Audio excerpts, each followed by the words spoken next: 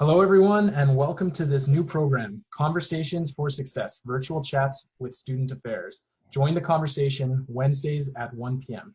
Today's conversation is Writing Online and Take-Home Exams with Loie and Miriam from Student Engagement and Success. A little housekeeping before we get started. The session is being recorded so that it can be posted at a later date. As such, we've stop the video of all participants and as well as the audio. The only recordings happening will be of Miriam and Loie and myself's voice, and we've all granted the university permission for this. Feel free to use the chat feature on the right to ask any questions you may have. Keep in mind this isn't a webinar or an in-person workshop or anything. We want this to be very conversational. So if you have any questions, ask them, and the three of us will be monitoring the chat and elevate this to whoever's speaking at the time. And lastly, keep the chat respectful. As noted on the event page when you were registering, if there's any disrespect occurring in the chat, we will be removing people from this session. You can watch a recording at a later date. You will not be able to re-enter this session. Thank you, and I'll hand this off to Loie to introduce herself and Miriam. Hi there, my name is Loie Gervais. I'm the Academic Integrity Coordinator here at the U of M within Student Engagement and Success. I work a lot with students in many different settings related to maintaining academic integrity in our written work, in our group work, in our testing environments. And so I'm happy to be here today talking on this really important and relevant topic as all exams are moving to an online and take-home exam format. Before we get into the content, we'll just move on to the territorial acknowledgement. So we acknowledge that we are in Treaty 1 territory. The land on which we gather for classes is the traditional territory of the Anishinaabe, Cree, Oji-Cree, Dakota, and Dene peoples, and the homeland of the Métis Nation. Our plan for today's session, we've sort of divided this conversation into two different pieces. So the first is related to preparing for online and take-home exams. So what can you expect for online exams, how they might be the same to in-person exams and how they might be different. And then thinking about different types of exams that you'll face. So from multiple choice, problem-based, essay response, and finally to take-home exams. And then the second part of this will focus on the writing of the exam. So what do you need to think about, strategies for tackling the questions on online or take-home exams, and in particular with a view of how to avoid any issues with academic misconduct. And then lastly, what to keep in mind if you do face any unexpected situations or emergencies related to your exam in this online environment. And with that, I'll pass it on to Miriam. Thank you very much, Loie. I'm Miriam Unruh, as Zachary announced at the beginning.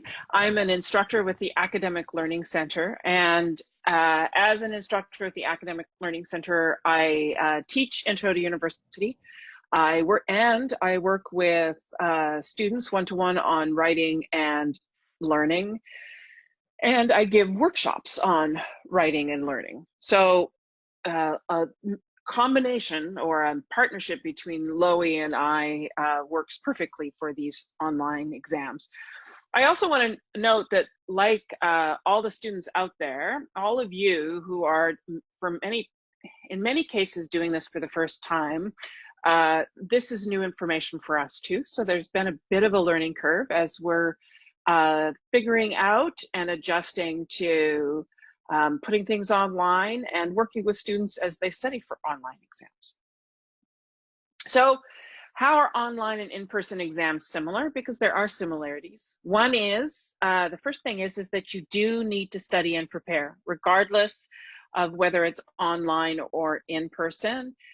Even if you have materials that you can use during the exam, if it's a timed exam, studying and preparing is really important.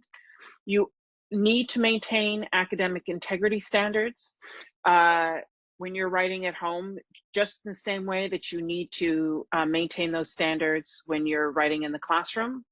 You need to read and follow instructions very carefully. I'd say extremely carefully when you're doing online exams. And like if you're doing an online exam, it will be timed much like in-person exams. The only exception to that are take-home exams, but even those are timed. There's just a bigger time period with which to work with. So how are they different?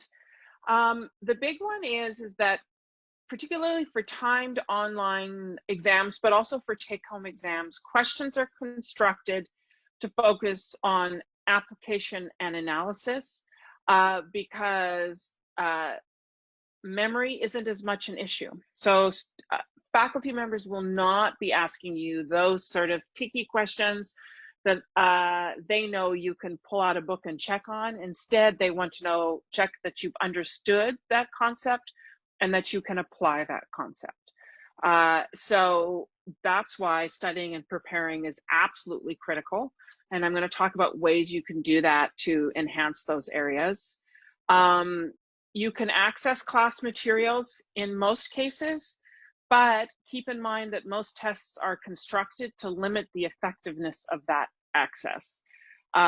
Particularly for multiple choice tests, your time to move from question to question is very limited, so you will not have time to go look things up in a textbook or in your class notes. And in this case, technology is your responsibility, and you need to be aware that there could be glitches. So, preparing for the exam, what do you need to do? Number one, like I've said already, you study for this like you would for a regular exam. And the first thing you would do is gather all your materials. And one of the things that I suggest, and others do as well, is that you need to, or it's useful to sit down and list all the topics that you need to know for each subject area.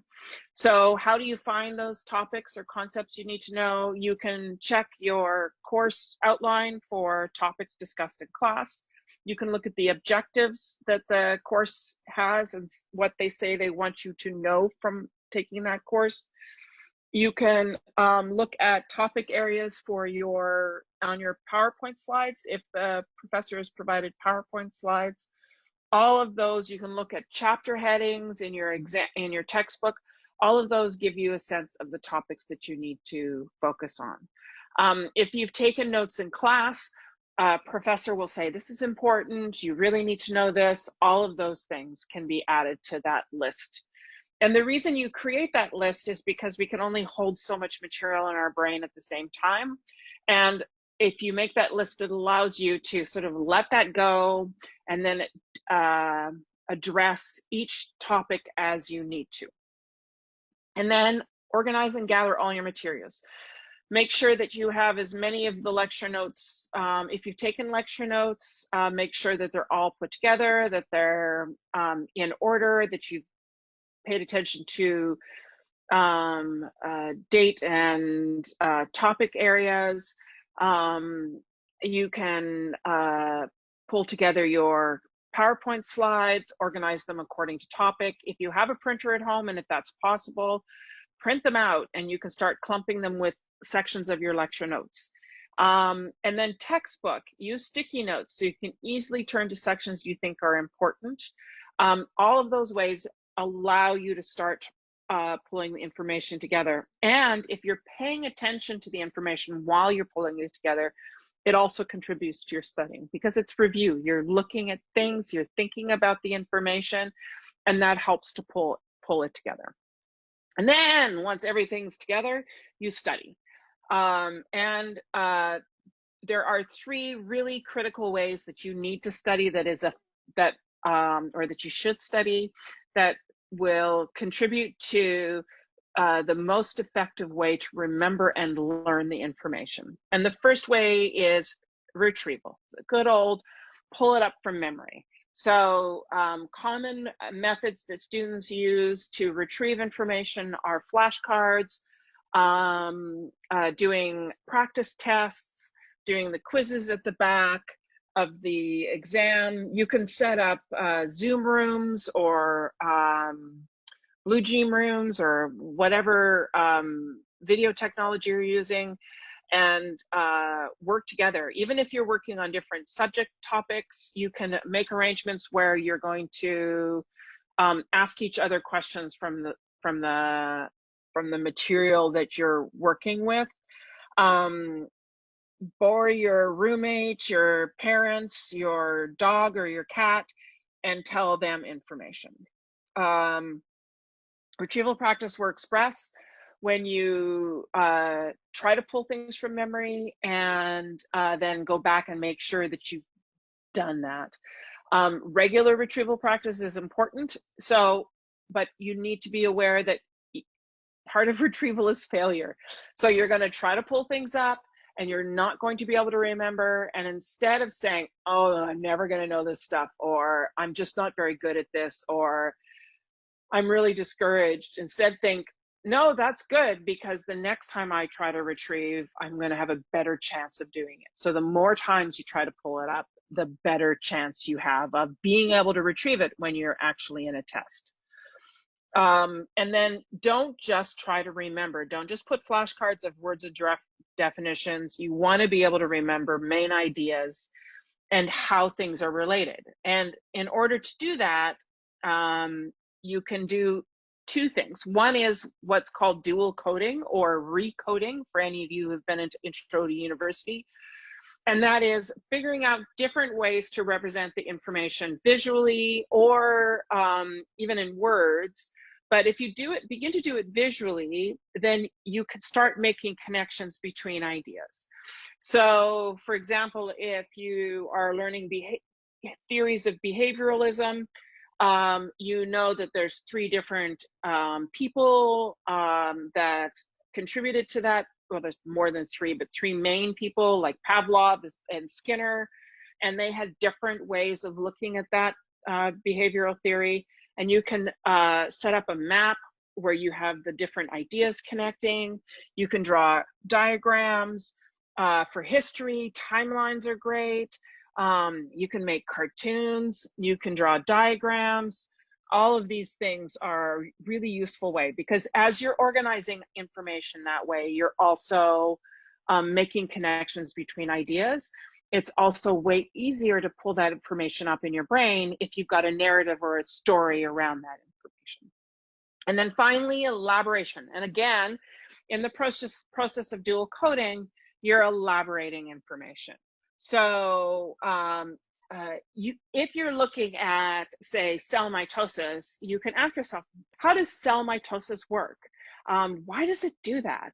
And the process of explaining why it does that to yourself is the process of elaboration. So you're making those connections. Explain why things are the same or different. Make connections to your own lived life so that you can look at because often if you make those connections, they're easier to remember as long as they're accurate than trying to remember the information as it's a standalone. And then make sure you're explaining and describing the idea accurately, and make sure you don't overextend your elaborations. If someone you know is in that course, you can check with them to see if that is an effective way of understanding it. So those are three really, really effective ways of studying for exams in any context: online, in person, take home, all of those help. And the reason you want to do that is because you want to have the information as readily available to you as possible when you sit down to write that exam. Now, all this information I got from a great site called Learning Scientists. They have a Creative Commons license, which means that I can share this information with you without having to worry about copyright, or the copyright allows me to share it. They have lots of excellent blog posts. So if you're interested in more information about best ways to study, by all means, go check them out. They have a great, great website. I love it. Okay, so that's general studying for all topics. How to prepare for problem-based tests, engineering, statistics, math, physics, some aspects of chemistry. First is practice. Practice, practice, practice, practice. You're going to do as many problems as you possibly can and the widest variety of problems that you can do. And like with retrieval, where it's like, I don't remember that, I'm never going to get it, where you don't want to try to retrieve again because we don't like failing. You need to be careful that you don't avoid difficult problems and that you will run into problems that are difficult to solve, that you don't know how to put together. And if you're going to do well on those exams, you need to deal with those difficult problems. And you can do that by contacting your instructor or your TA. We do have content tutors that are available through the Academic Learning Center, and they've all learned how to use online whiteboards. So they are accessible and you can set up an appointment with them. And I'm going to talk about one of our handouts on the next slide. But before I do that, that's related to doing the practice questions. But before I do that, I just also want to encourage anyone who's preparing for problem-based tests, but also for any high information content courses, high content courses, that's what I'm looking for, is that you want to create a cheat sheet with formulas. You can put definitions on them, any key terms that you can easily access so that you're not scrambling to find these things when you're sitting down. You want to be focused on solving that problem. And this is the handout that my colleague Tim put together. He runs the supplemental instruction program, and this is a great way to attack and solve problems. So identify the givens, figure out what is it that you don't know, what the unknown is, what equations you need for figuring out the unknown, how you're going to set it up to figure that out unknown, and then solve it. Easier said than done, I know, but that begins to help narrow down the parts of the problem and where you're going to run into problems.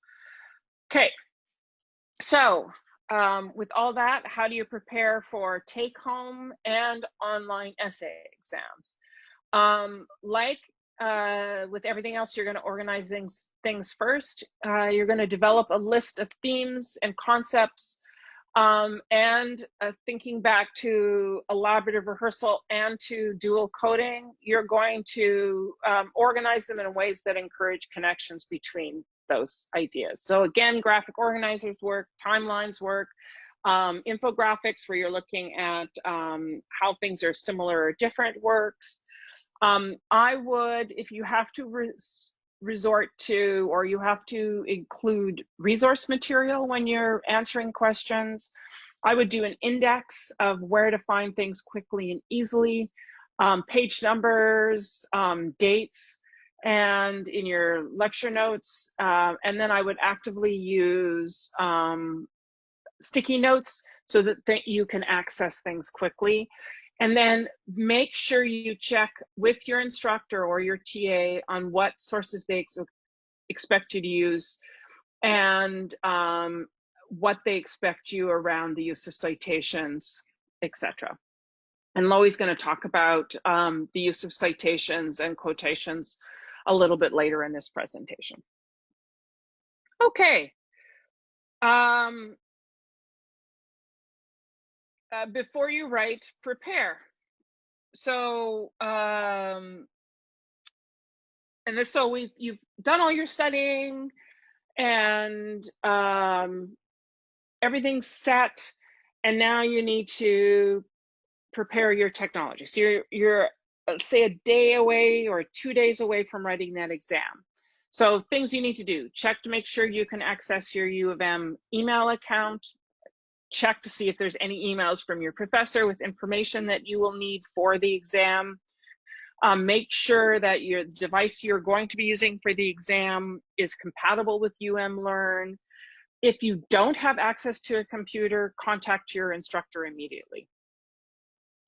Check to make sure you can access your UMLearn account. which you would have done already. And I would check that you have sufficient bandwidth for that exam and turn off any programs that could reduce the available bandwidth. Make sure that other people in your household are not doing heavy duty gaming or anything during that period. Let everyone know that you're going to be writing an exam at that time and that you need things to be relatively clear usage-wise. And then in most cases, you're going to log in and your quiz will be available under quizzes, but the specific instructions for this will be sent by your instructor. So for example, for my course, we're actually doing it as a take-home and the students will find it under assignments. So it will vary from course to course, so you should double check that. And then for all of you who are not in Winnipeg for this exam, know that we're using Central Daylight Time, and you need to make sure that you are appearing at the right time. And there's lots of websites that make sure that you get the time right. Prepare your space. I would make sure that you have a clock or watch and that you pay attention to time. Some exams will list the time on the web page, but that's, again, not necessarily the case in all situations. So you want to pay attention to how much time you have. You want to eliminate or minimize distractions. So we talked about making sure you have enough bandwidth. You also need to make sure that you're not interrupted by people, phones, sounds. I put your phone away so that it's not going to be sitting next to you and buzzing. Or if you do you have your phone as your clock? Then make sure that it's set to do not disturb. Gather all your materials and then get comfortable. Think about water or drinks, non-alcoholic preferably, and snacks.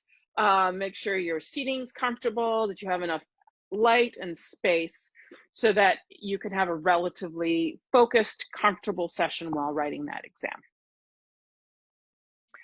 And then when you start to write the exam, and this is a question that I would check with your instructor on before you start writing. So, can you save and return if interrupted? Can you answer questions out of sequence?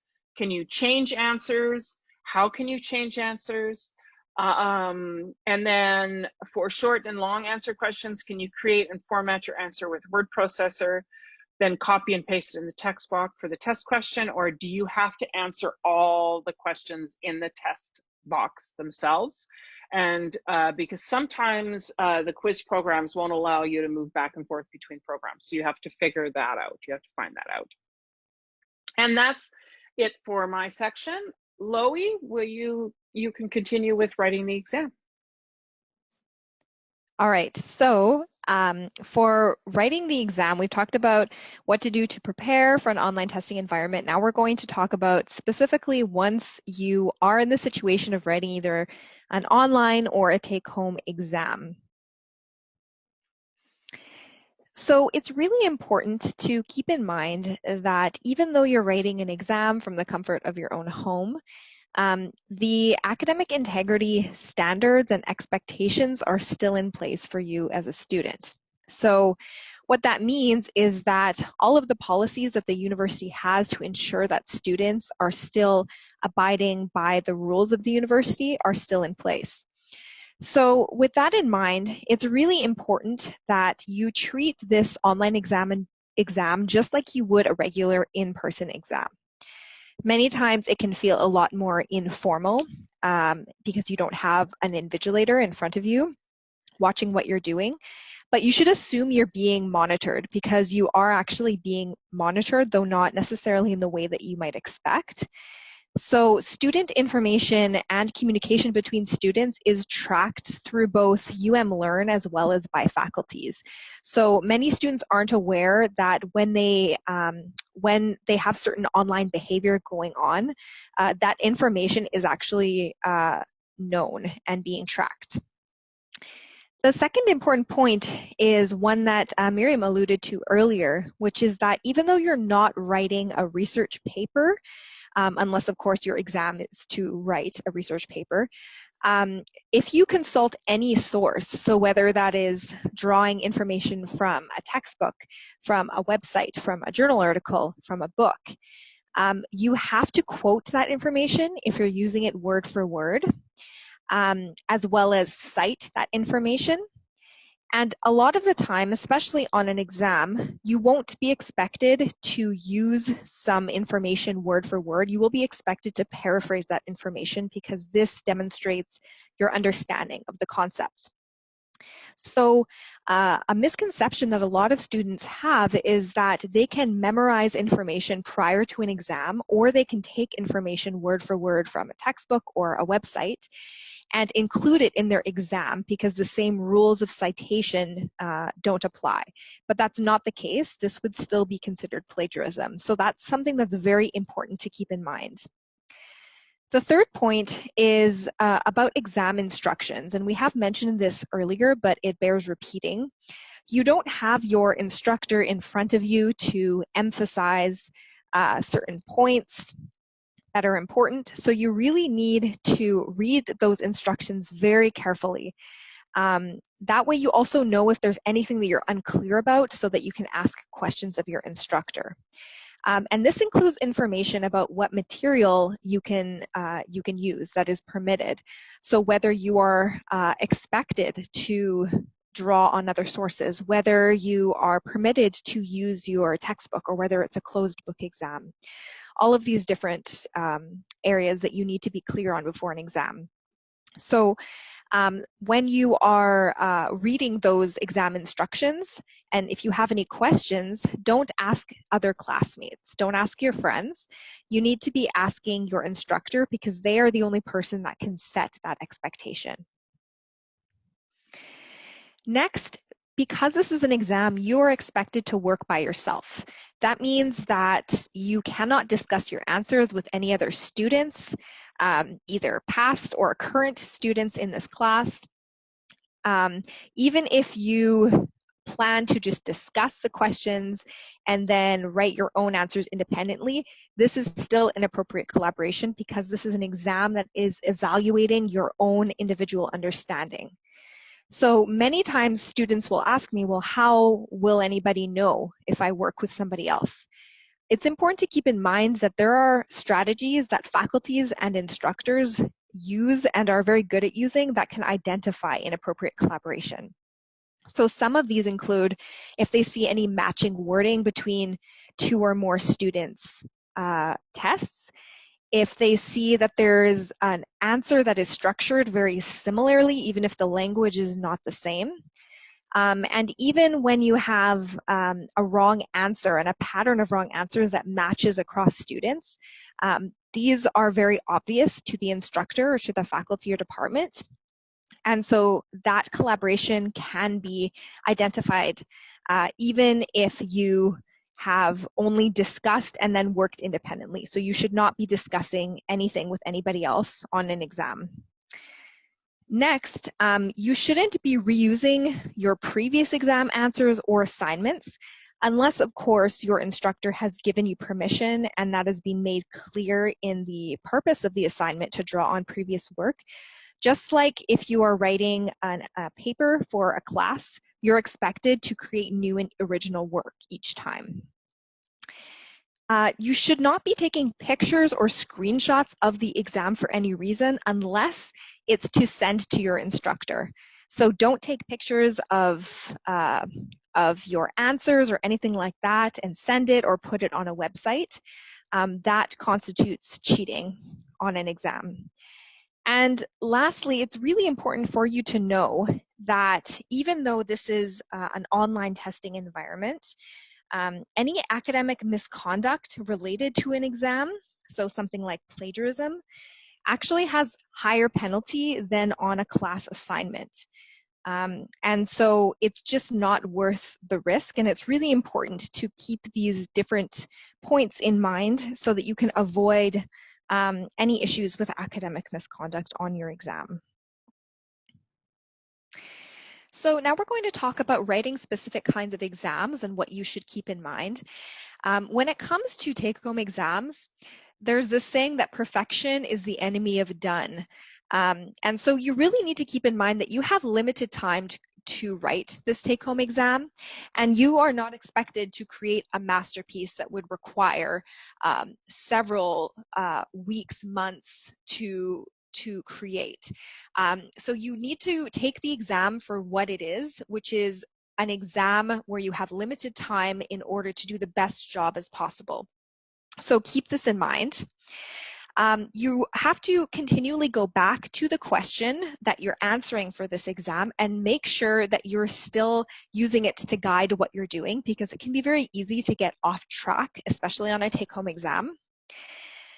You should be using your sources effectively, whatever those sources are, but don't agonize over really beefing up as many possible sources more than is required, because again, you do have limited time. You want to give yourself enough time to write this exam. So even though you might have longer than a typical in-class exam, you still have to budget your time. And make sure that you schedule breaks during that time as well, so that you're not sitting for hours on end in front of a computer. And try to draft your exam within what you would consider to be a normal time limit, even though you're writing it at home. It's very important to save your take-home exam frequently, because you wouldn't want to be in the situation where you have written for a long period of time and then something happens to your computer, your program freezes, and then you lose everything. And then continue to review your work and revise it as you go along.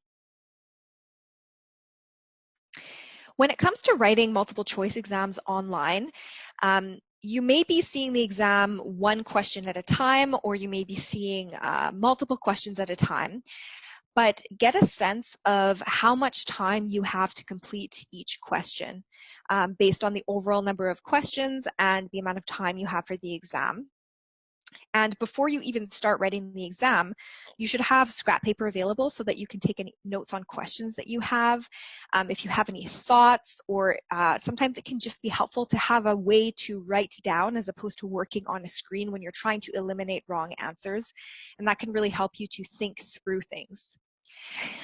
Another strategy that you can use, not just in a in-person exam, but also on an online exam on the computer, is to use a piece of paper to cover up the responses and try to answer that question before you look at the responses. Because often multiple choice questions, the options will have one answer that is similar to the correct answer, and that can be very confusing.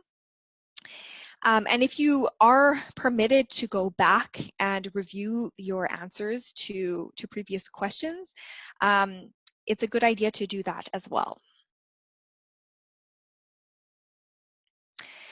Now, when you have an exam that is problem-based, so an example would be maybe on a stats exam or a math exam, you might need to have certain technology available so that you can take pictures of the problems that you solve. So whether it's taking that picture with a camera or doing it on a screenshot from your computer, so make sure that you know what those technologies are that you need to do that, what the requirements are prior to the exam, and that you have them next to you when you're writing the exam.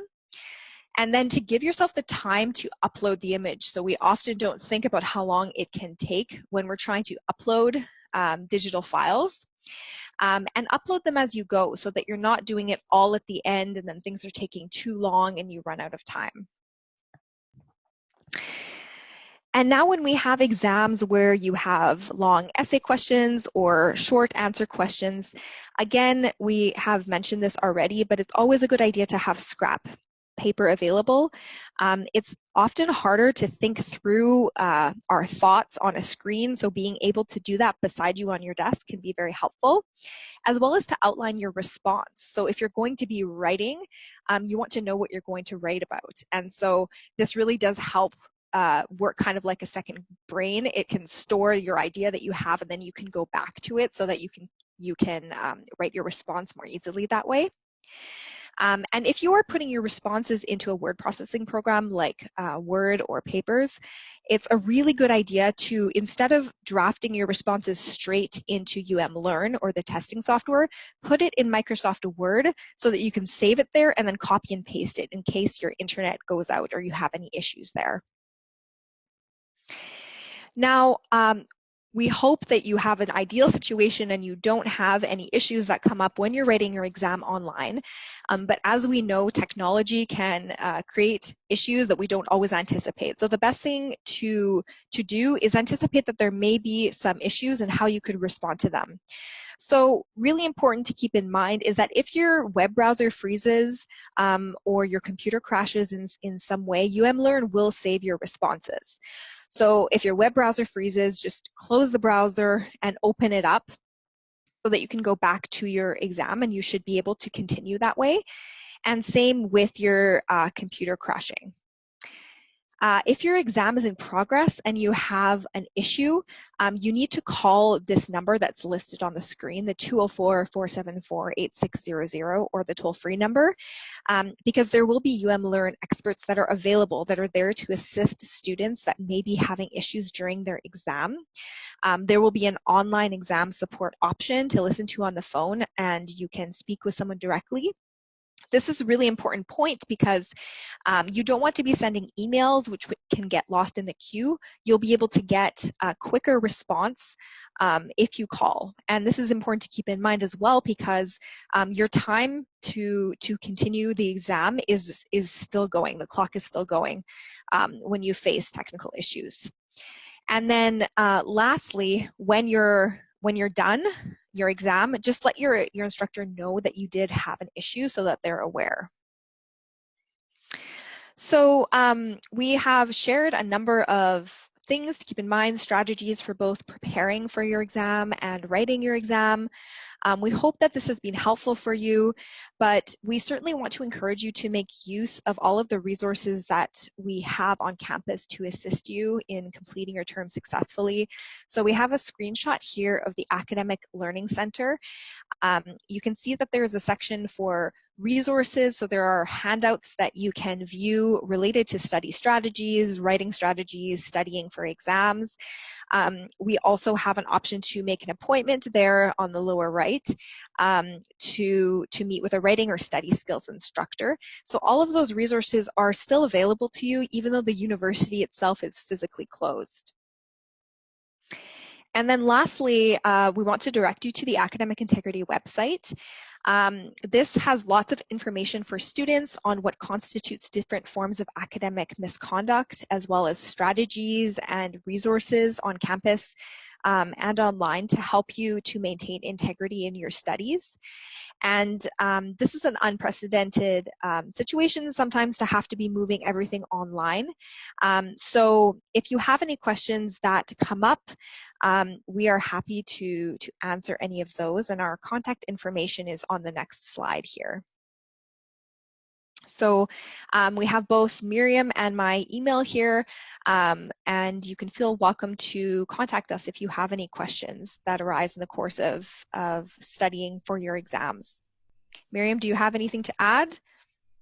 I think the only thing I'd like to add is that if you're going to think of contacting a tutor while you're writing a take-home exam, you need to check our list because not all faculty allow you to connect with a tutor for that particular exam.